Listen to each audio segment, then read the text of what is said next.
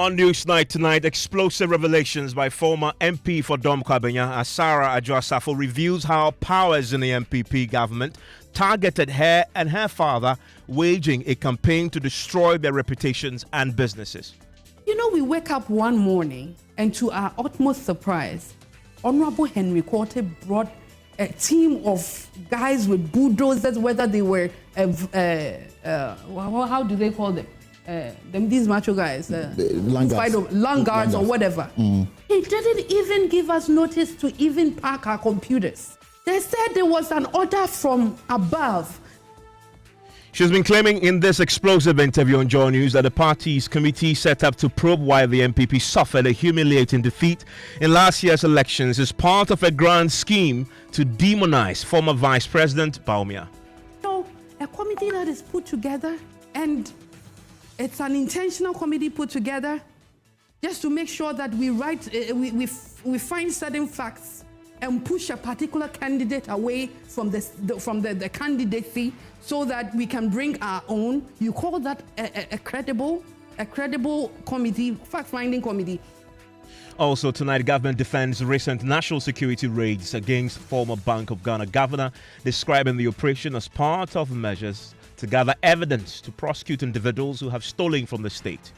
Every search that you see is part of the government framework to fight the corruption, and we'll take responsibility for the search that are happening. And we want to make it clear that those searches and the mode in which they were done in accordance with law. Warrants were procured and warrants were used to conduct those searches. Details as the minority in parliament accuses government of gross abuse of state power. They forced their way, overpowered the security, and entered his premises. This Rambo-style approach must cease. Unfortunately for the governor, some 10,000 cedis on his bed could not be found.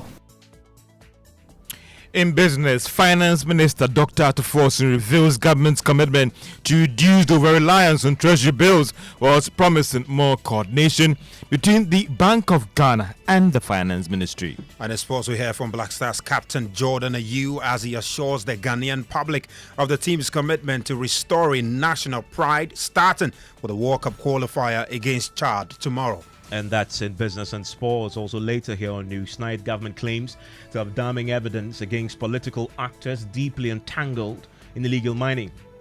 Nobody should come and tell me that you are a comrade. You are not. You are an enemy of the state. And I can't wait for the day when we will line up big party people, handcuffed, locked up, and tried.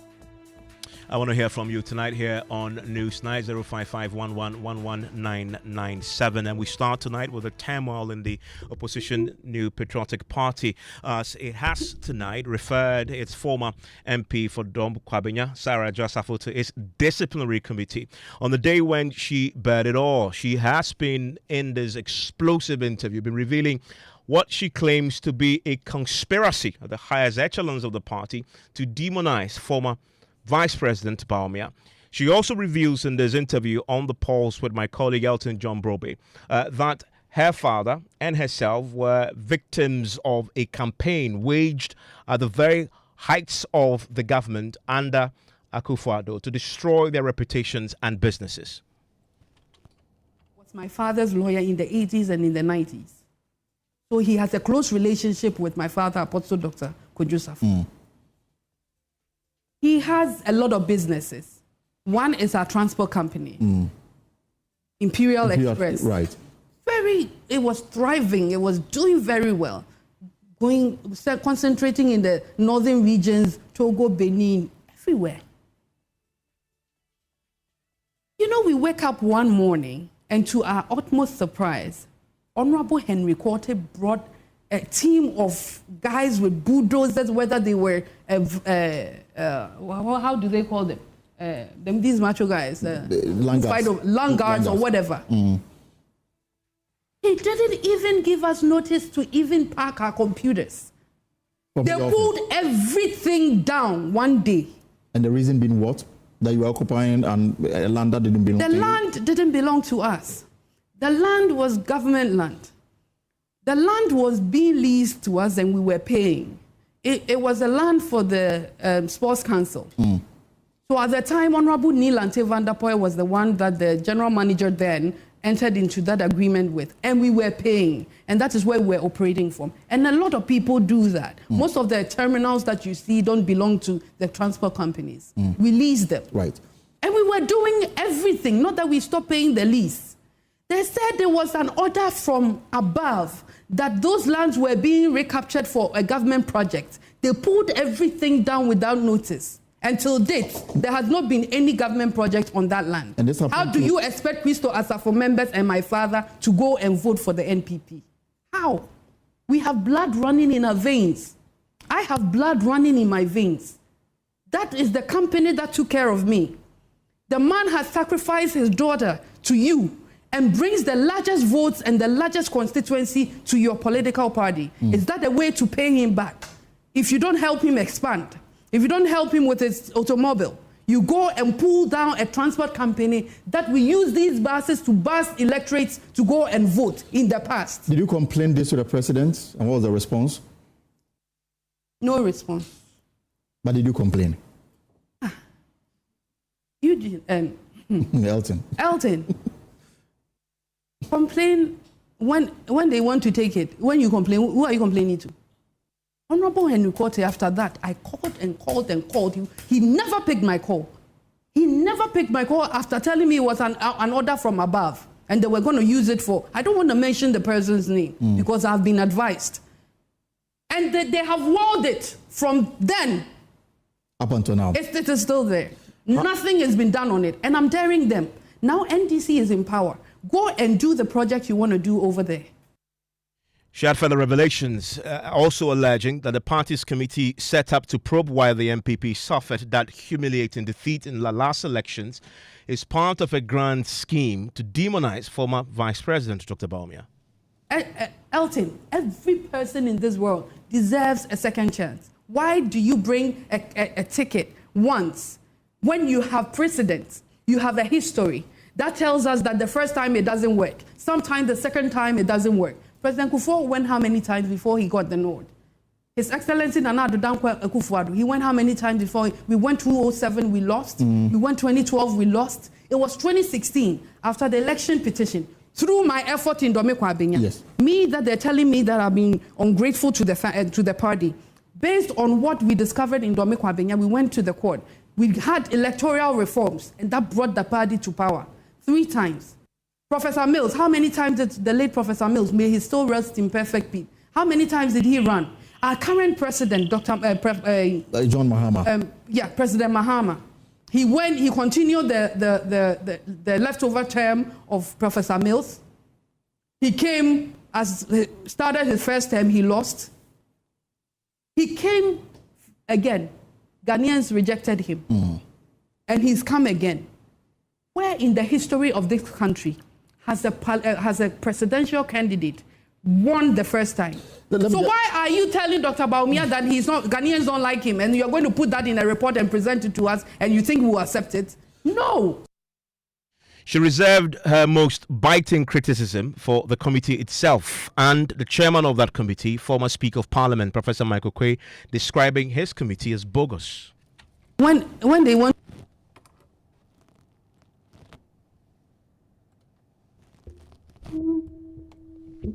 we'll have details of that for you pretty shortly here on Newsnight and get you some reactions from members of the party on both sides of the aisle, those who believe in the cause of Dr. Bawumia and those obviously who believe she should be a subject of disciplinary hearings. She's actually tonight been referred already to the party's disciplinary committee. She's been calling the bluff of the committee. Details of that pretty shortly.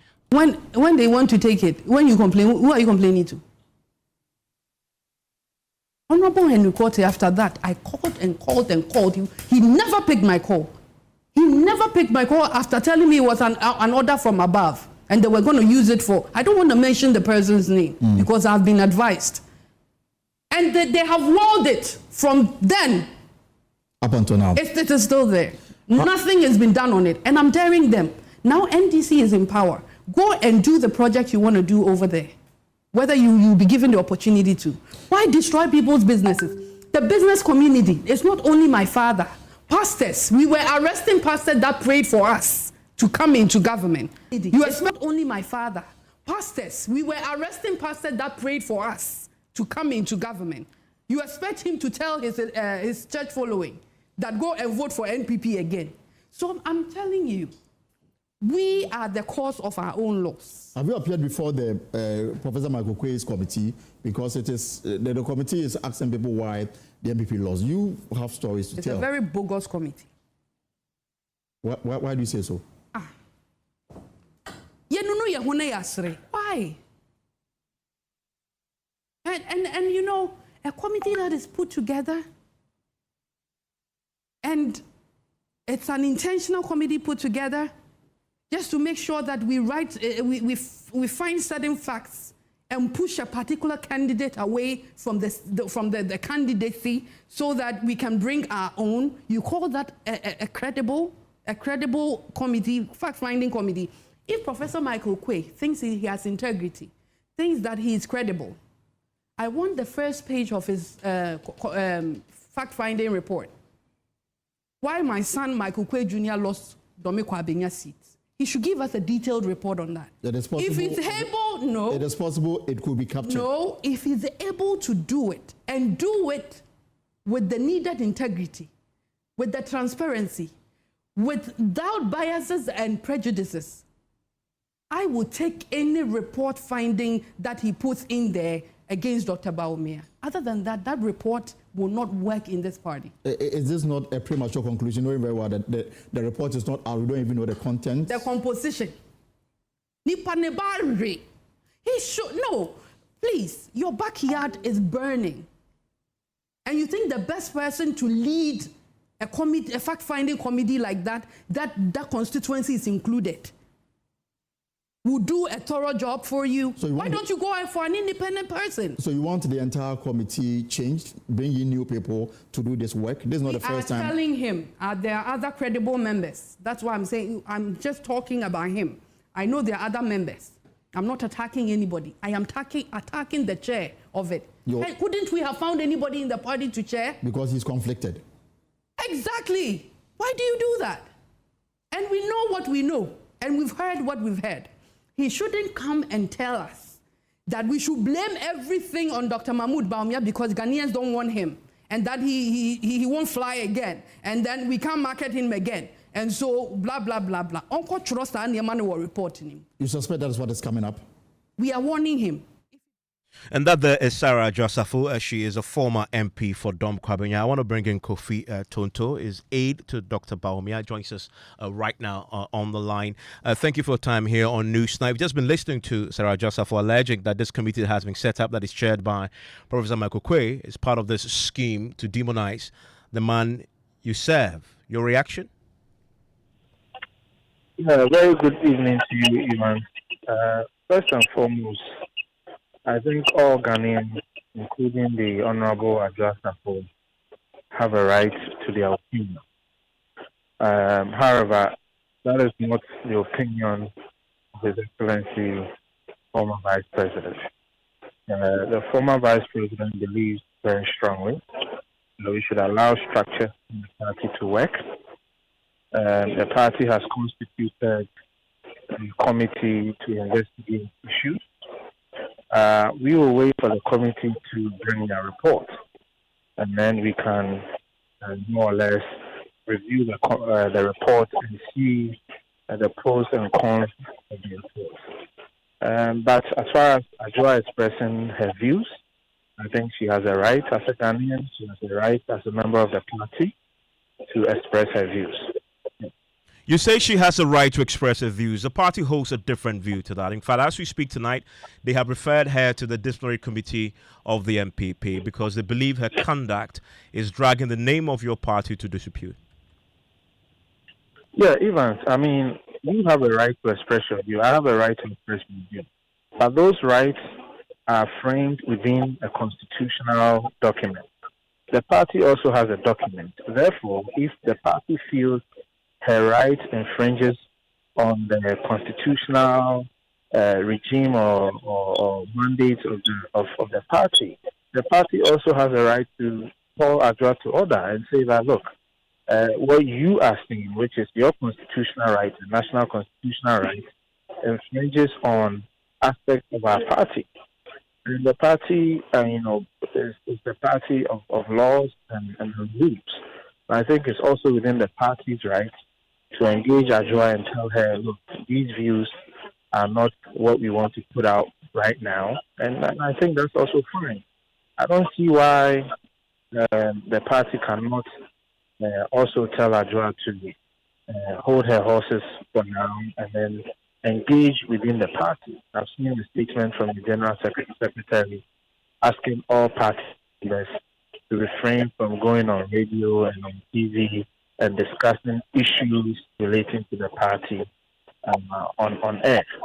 That, I think that the party also has the right to do that. But nobody can gag any single individual from speaking. If Adwoa continues to do that, the party has remedies on how to address such concerns.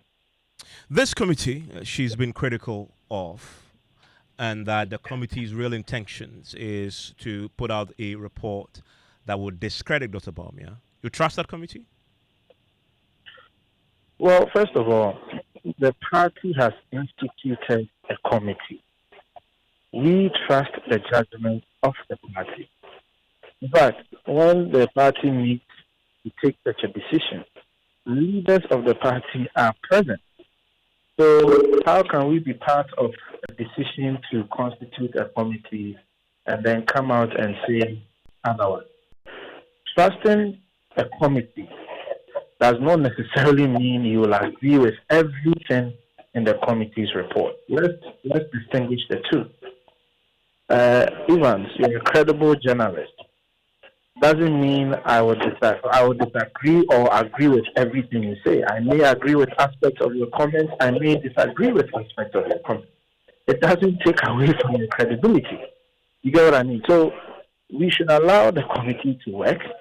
We have no intention to call the credibility of the committee into question. What we would do is that once the report comes, we'll take a very honest and objective look at the report. And if we have concerns, we will definitely bear what the concerns are. Yeah. Thank you very much. And that is Kofi Tando, is aide to Dr. Bawumia. And as we speak tonight, the party has referred Sarah Adwoa Safo to its disciplinary committee, and that hearing should be beginning immediately from what we understand. Sarah Adwoa Safo has already been speaking about the party's decision to direct all members not to go public and wash its dirty linen in the public. In fact, she told my colleague, Elting Brobe, that as far as she's concerned, the party cannot gag her, and she will not be gagged in commenting on the matters that she deems to be important. The party says, nonetheless, that they will proceed with what they had planned to do to ensure that she is brought in line. This is setting up to be a proper standoff. However, one of the individuals she's been accusing in this explosive interview of being part of this conspiracy and being the reason why the loss in Dom Kwabenya is the Michael Quay Jr.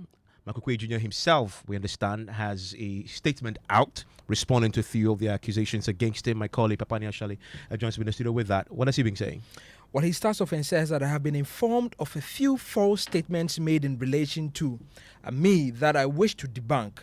Point one, I have and will never insult anyone's father. My paternal grandfather is a farmer, and I myself a part-time farmer. I will never do that. That is not how I was brought up, and those who know me know I eschew insults. He goes on to say that I am a very private and respectful person. I will never snub the then president, chief of staff, or any elderly person who calls me to see them. That is the trait of disrespect, and I am not like that. I have historically shown that for me, it is always party first. He goes on to add that I tried on 3 occasions to reach out to my opponent after I won the primaries. Madam Sheila responded, and we chat till today. I was rebuffed by the other person, and his special assistant told me and after 3 weeks. Yeah, he didn't mention. Sounds the like name. he's talking about Sarah Joseph. Well, Evans, we know the people that contested in that particular contest. So he's mentioned one, decided not to mention the other, and goes on to say that after 3 weeks of trying, the assistant told him that they did not want to speak to him. How then will I have been welcome to attend her church? Just walk in?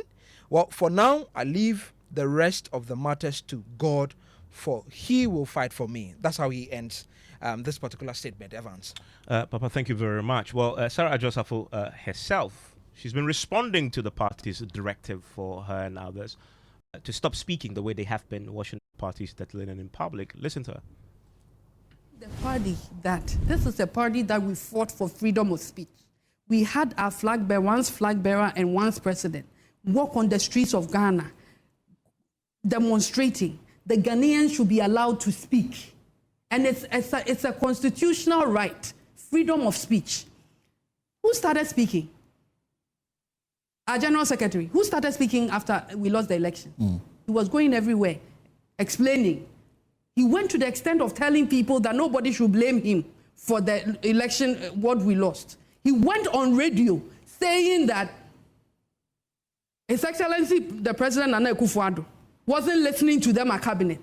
That is what Kodua went on radio to say. And what? Now it's Adwoa Safo's turn, and what? You are issuing a statement. What locus does he have?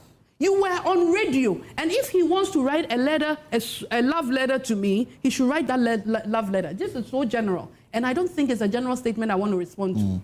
But you started the game. He should go on social media and see how the party people are bashing him. He has an election coming up. He shouldn't allow himself to be manipulated and used for other people's cause. If you have an election coming up and your party base is bitter and they want a voice to speak for them, what I'm doing, I want to clarify something. I'm a lawyer. I've read that statement. I am not discussing party issues here. There has been a character assassination on me. I have been defamed by my own party. And I have a duty owed to myself to clarify, to set the record straight. And that is former MP for Dom Kwabenya, Sarah Adwoa Safo. I want to hear from you on this 055-1111-997. You're still live. Your news night is on Joy 99.7 FM. Now, tonight, government is defending the latest raid on the home of former governor of the central bank, Dr. Ernest Addison, on Wednesday. Operatives of the national security, according to the minority in parliament, the national security operatives brazenly stormed the residence of the former Bank of Ghana governor and ransacked the property. But government has issued a swift response saying the action is part of measures to gather necessary evidence to prosecute people who've stolen from the state. Listen to Dr. Justice Stremsrai, who is the Deputy Attorney General.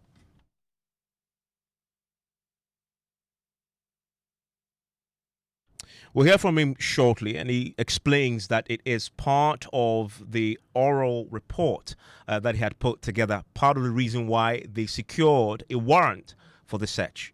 Concerns are on two sides. There are a group of people who believe that the AG is actually being slow, and there's another group of people who are of the view that the AG is being aggressive. Last night there were some searches conducted in some homes, and the views are divided. But I would like to assure the public that we are, as much as we can, pursuing persons who are believed or are suspected to have looted, state assets, being money or other properties. We are committed, and work is going on day and night for that to be done. Most importantly, we are also doing so within the framework of rule of law, because as you may know, there have been instances in the past where persons who are suspected have been treated, have been arrested in manners that don't comply with the rule of law, where violation of human rights and other laws have been broken just because people are suspected. We've also witnessed instances where people have been put on trial for years without any evidence and without any conviction, without any trial, and they wake up, go to court, and they are just spending money on lawyers. We are determined, and when I say we, I mean my boss, the Attorney General. He is of the view, his policy is that he will not put anyone before any court without having sufficient evidence to prosecute the person. So the reason for the delay we are seeing, or what most of the public are seeing as delay, is that we are making sure that we get it right, we get the evidence before we put someone in court. We will not be in the business of putting people before the court and now seeking permission to go and now look for the evidence. At least we must have what we call sufficient evidence to be able to put people before criminal court. Council, so you're saying the searches, including the BoG, former BoG governor, was sanctioned by your office? So the offices, there are so many. So if you look at how government works, we work with other institutions and people submit, complaints. So, but every search that you see, is part of the government framework to fight the corruption, and we'll take responsibility for the search that are happening. And we want to make it clear that those searches and the mode in which they were done in accordance with law. Warrants were procured and warrants were used to conduct those searches. Well, it says government will soon act on the oral committee report. Corruption has been one of the biggest challenges that we have faced as a country. The previous election, I think, was mainly on corruption. And you agree that most Ghanaians decided to vote for the NDC government because of the oral promise. Every day I see people on social media and other media platforms really asking when is the oral going to start, and I understand them to be saying that when are we going to start prosecuting or arresting persons who are suspected of stealing public money or of corruption. I will take this opportunity to assure the public that President John Mahama's government is committed, sternly to fighting corruption and to bringing people to book, and most importantly to recovering the loots that we have all been seeing. Now, what we are doing at the Attorney General's Department is to do what we call building the dockets for these prosecutions. So, in as much as we know the public are in a hurry to see what they call action, we believe that it must be done within the framework of rule of law. We must respect the rights of persons that we even know are doing corruption, let alone those that we suspect. And we believe that this will not happen overnight. We are engaged in serious investigation. At the Attorney General Department, we have hard-working, citizens, all the investigative bodies, the police service, the BNI. They are all working so hard day and night to help us build a very powerful docket, of very, very important, very powerful dockets to be able to bring persons that we believe or suspect to be stealing or who have looted this country to book. So bear with us, maybe a little more patience. In a few weeks' time, you would see that the oral is not just a campaign slogan, but something that we are determined, that President John Mahama is determined to make sure happens. Well, today, the minority in Parliament, they've been addressing a news conference on this particular raid and others. Listen to the minority leader, Alexander Fenyo-Marking, condemn the raid. The minority caucus is here to express its concerns about the growing lawless conduct of our national security operatives who the government has unleashed on opponents, particularly the MPP appointees of former President Nana Addo Dankwa Akufo-Addo. We've heard of some raids, and in some cases, these so-called security operatives rob these officials when they are leaving their premises. They force their way, overpower the security, and enter these premises. This Rambo-style approach must cease. This is the first time in the history of our country that a governor of a central bank is being subjected to such a treatment. Unfortunately for the governor, some 10,000 cedis on his bed could not be found. So some of these hungry party foot soldiers that they use, who parade themselves as national security operatives, are after all perhaps not even being paid, and they use this opportunity to steal. The governor's wife's earrings and necklaces were also not traced. They couldn't be found. In other words, those operatives stole these earrings and necklaces. Let me take you to Parliament and speak to Kweku Asante, my parliamentary correspondent there. Kweku, the caucus, they have a set of demands on the back of the condemnation. What are these? Well, Evans, that is mainly to the President John Dramani Mahama. They say that John Dramani Mahama must show leadership, he must stamp his authority and end this lawlessness. They have a clear message to the government that if these messages that they are sending are calculated to intimidate them, it won't work. And they want John Dramani Mahama to put his feet forward and end these, what they call lawlessness right now. This vicious cycle of using power to intimidate must cease. I conclude by calling on President John Dramani Mahama. We know him as a moderate politician, respected politician. He served his country, had a first term, lost elections. The Ghanaian people have given him another mandate to do his final term, which is a constitutional power mandate given him. He should leave a legacy. Your Excellency President John Dramani Mahama, please leave a legacy.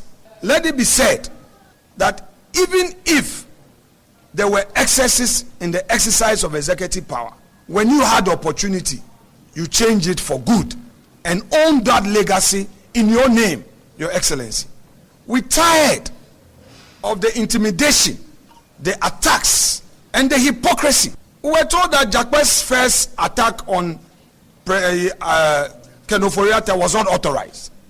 Today, the same Jakpa leading armed police, armed military, and so-called party thugs who parade on the streets of Accra as security operatives, terrorizing and traumatizing a respected Ghanaian citizen who has dedicated the better part of his life to serve his country.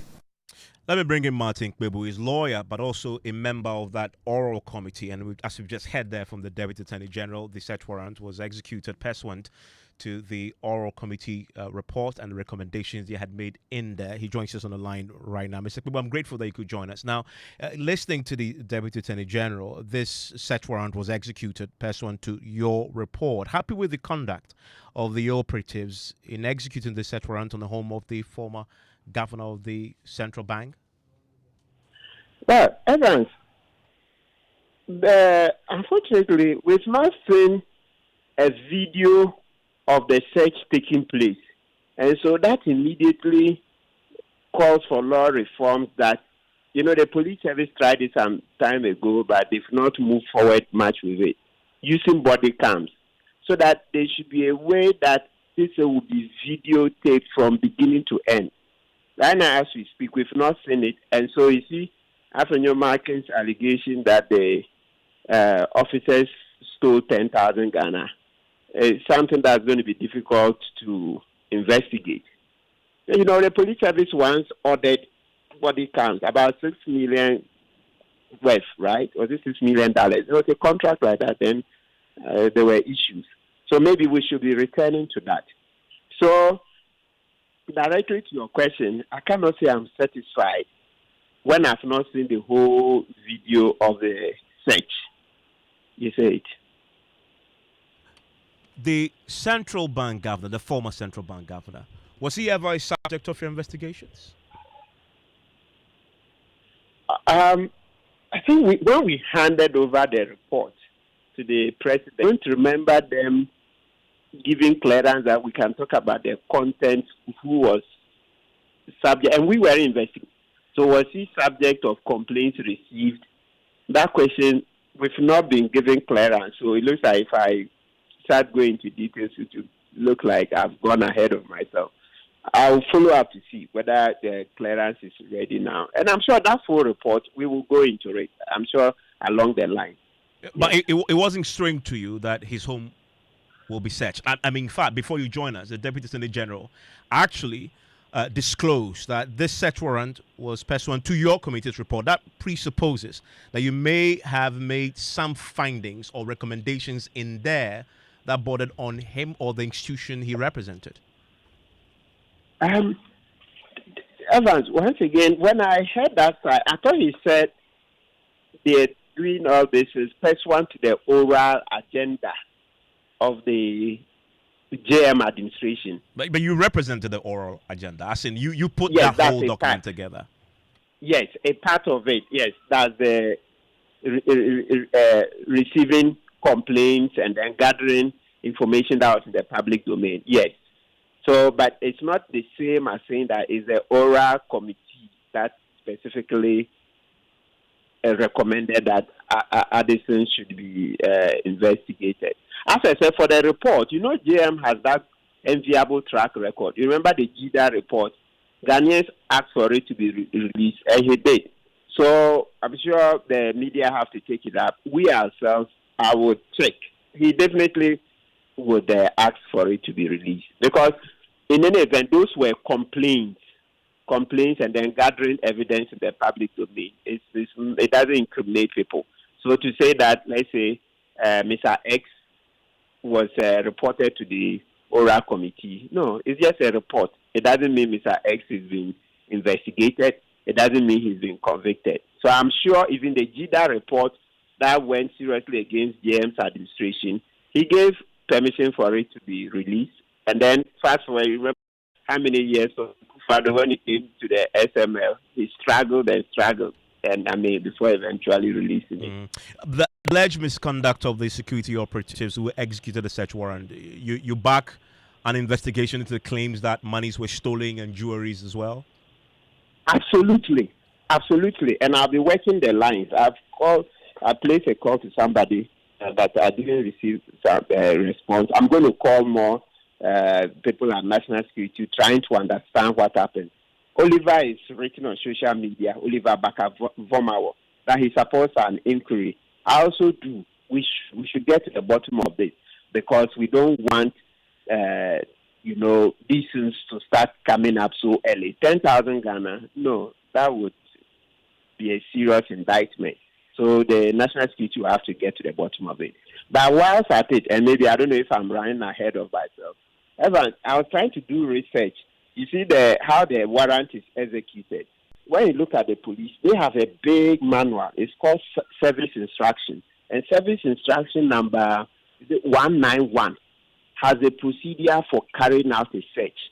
But the National Security, I don't see that they have such a manual. So they should do one. And of course, the police one is already a bit old. So they should do comparative studies and then come up with one. Because, national security itself, original in the Constitution, it's not supposed to be into arrest, etc. But we are increasingly making it a police institution, in terms of direct law enforcement. But if you look at the Constitution, they are basically an intelligence agency that gathers information, they analyze, and then they give to police, IOCO, NIB to do the investigations.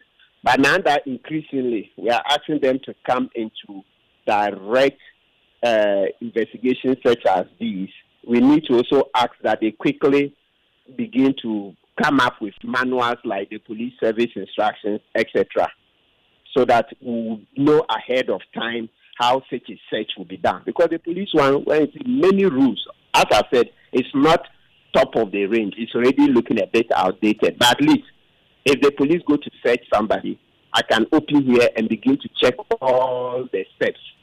But here we are with national security. There is no literature that I can take, in the form of a law or even their own service instruction.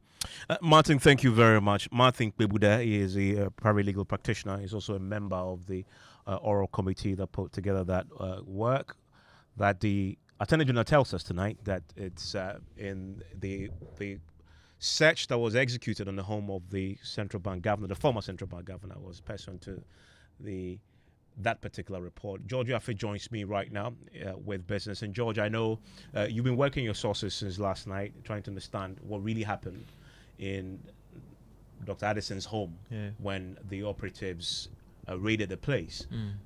What more have you learned? I mean, basically, we got the understanding that around 5 in the morning, these individuals, numbering a little more than 15, came there with some cars.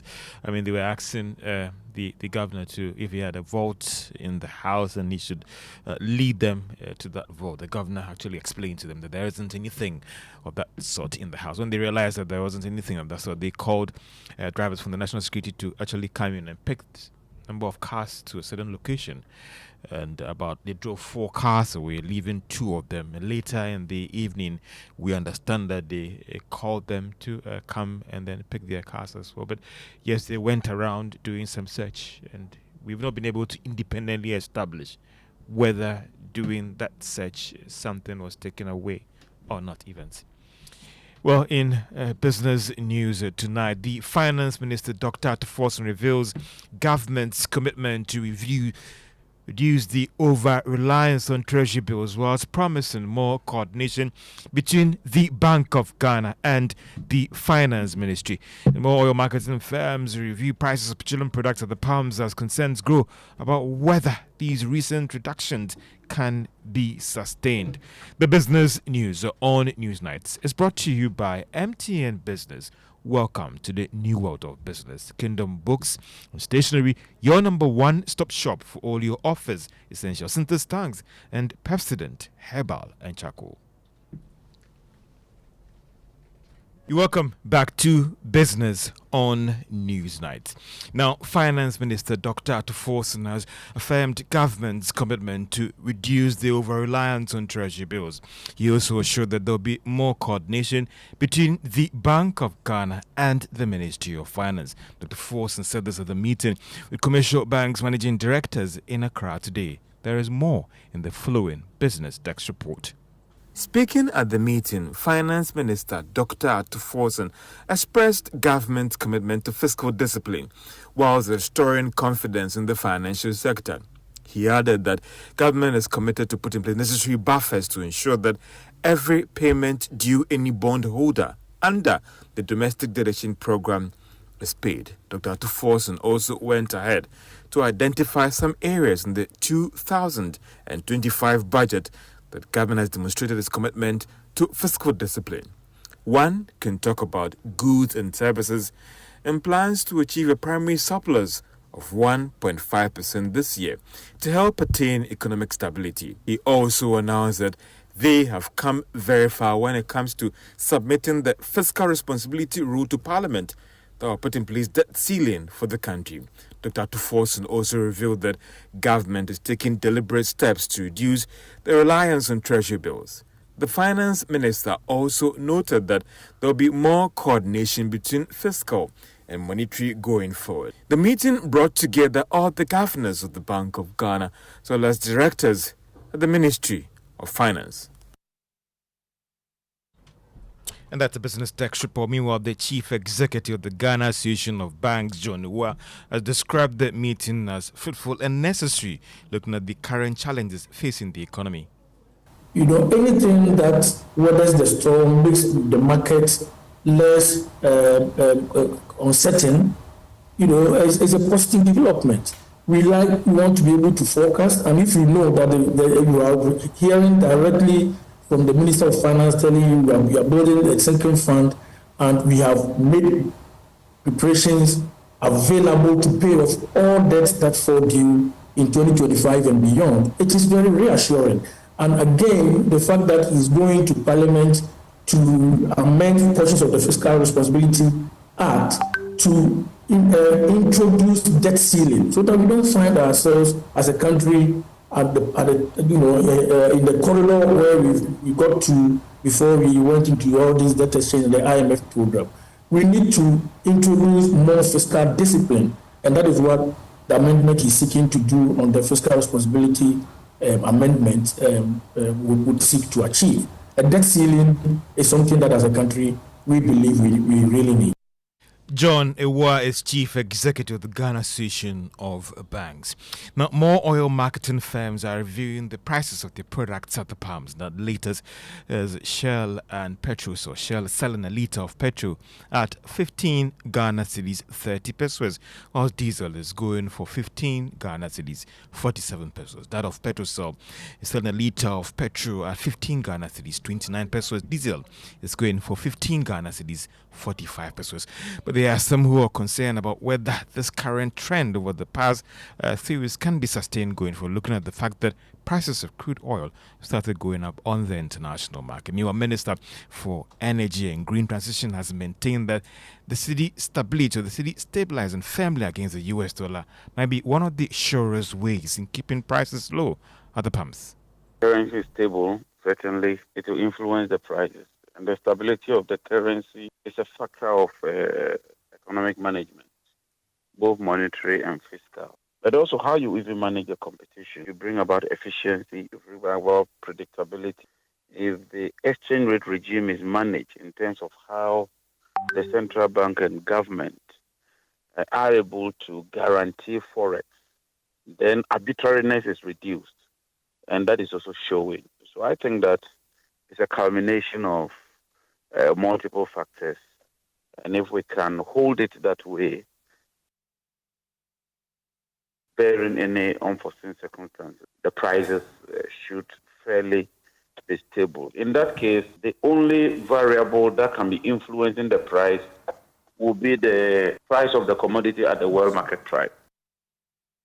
Energy and Green Transition Minister John Jinapor, now a former Securities and Exchange Commission Director General, Dr. Adwoa Safo, is pushing for more education on investment to minimize misunderstanding between commercial banks and bondholders. Now, this was after some Euro bondholders kickstart the process to sue commercial banks over losses recorded as a result of the domestic detection program. Dr. Safo maintained that this approach could go a long way to minimize the challenges, whilst also pushing for more information disclosure to these bondholders.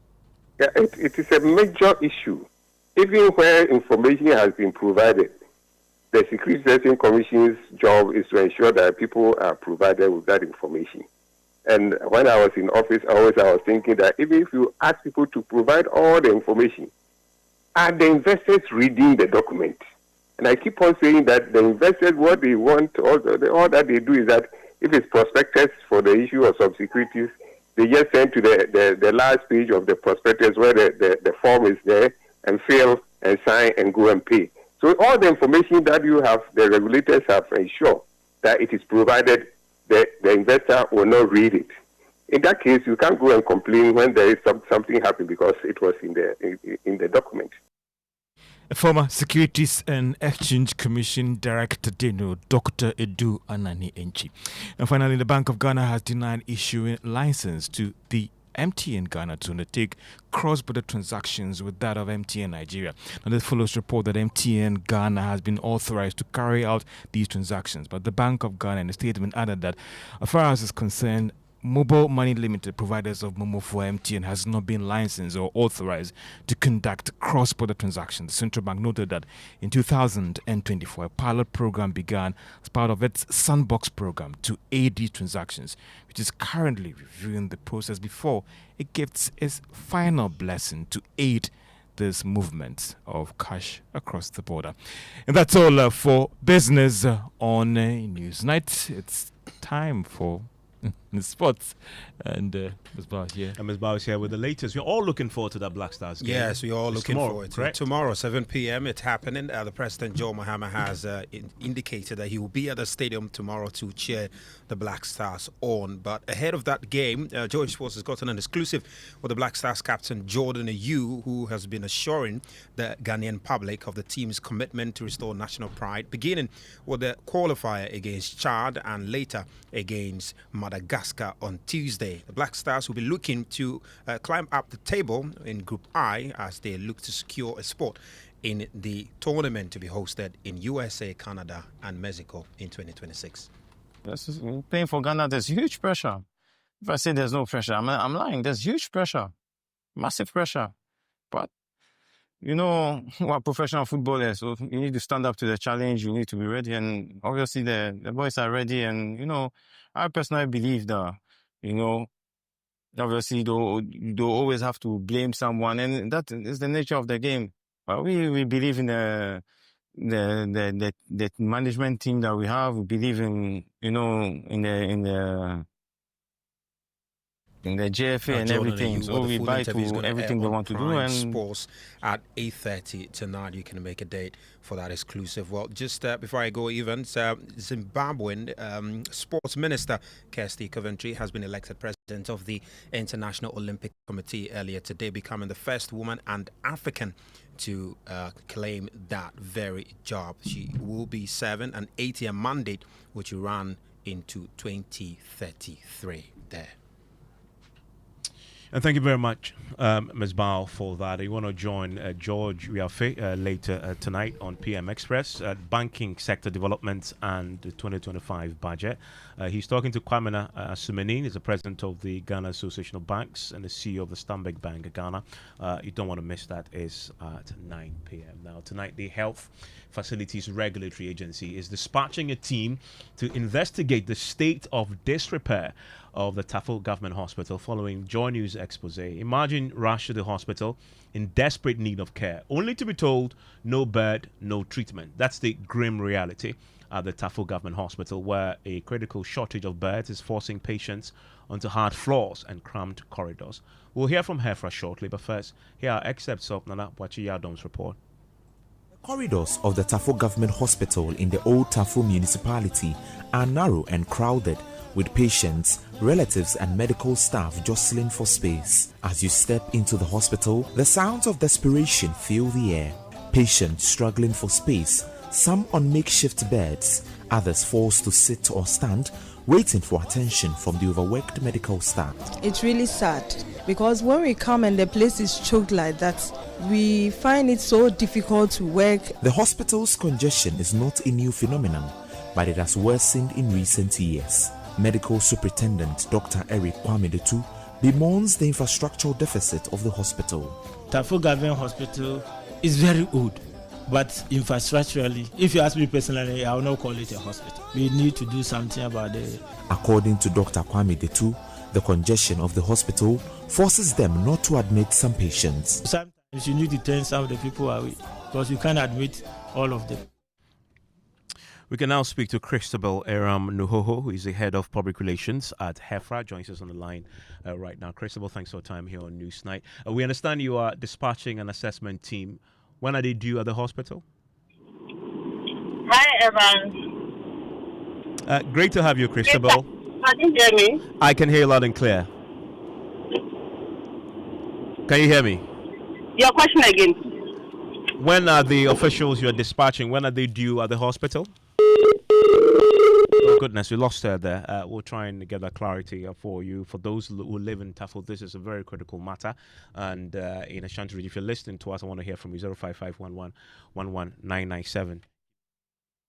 And in a statement that has been issued a short while ago, HEFRA says they're very concerned about the development and they will do everything possible to ensure that this matter is dealt with as a matter of expedition.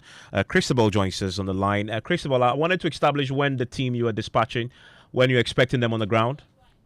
Evan, a team will dispatch to Tafo first thing tomorrow. And what's your mandate? What are they looking for when they get there? We want to see at first hand what we saw in your documentary. And then based on that, the team will advise what measures we need to take. We just want to ensure that at least every facility has a basic minimum standards that will be maintained in facilities. And what we saw in the documentary does not meet the basic minimum or the basic minimum requirement, sorry. So we would want to go there, see everything for ourselves. Based on that, we'll advise them. And what is HEFRA empowered to do if you confirm the horrific state of the hospital as we established? HEFRA has a mandate to maintain or to ensure that every facility in Ghana, every health facility in Ghana maintains the basic minimum standards. So you should go to the hospital knowing that you are safe. So when we go to the facility, because Safo is licensed by HEPA to operate as a hospital. It means that they met certain requirements. So if today we get to know that those requirements or those standards have fallen, then it is our duty to ensure that those standards are brought back. Thank you very much, Christabel. Christabel is head of public relations at HEFRA. A few of your messages as before we run out of here on Newsnight. Jessing Sakumono says that Joseph's attack on Professor Michael Quay is unwarranted. That's a view there on that explosive interview she granted us on the JoyNews channel. Also, still on that subject, this is from Kutuka Courage in Anglogai. He says, we are asking Honorable Sarah Safo to speak up and clarify whether she was present during the e-levy proceedings in Parliament or if an imposter represented her. She answered that question and she says she indeed was the individual you saw in the face mask that day in Parliament. And Sami in Kumasi says, I like the boldness of Madam Adwoa Safo, but why did she keep quiet all this time? Since she is a lawyer, she can take legal action against the lady who impersonated her. Well, she said categorically that she was not impersonated, that she indeed was the individual in Parliament on the day that critical vote was taken. You want to catch that full interview on our many social media platforms. It's on Facebook, it's on YouTube, is on Instagram, is across the board. You do not want to miss it. Just go onto any of our social media platforms and watch it for yourself, considering that many of you have questions around whether she was indeed the individual in Parliament that vote was taking or there was an imposter there. She's answered that question and more, all on our social media platforms. That's it for Newsnight tonight.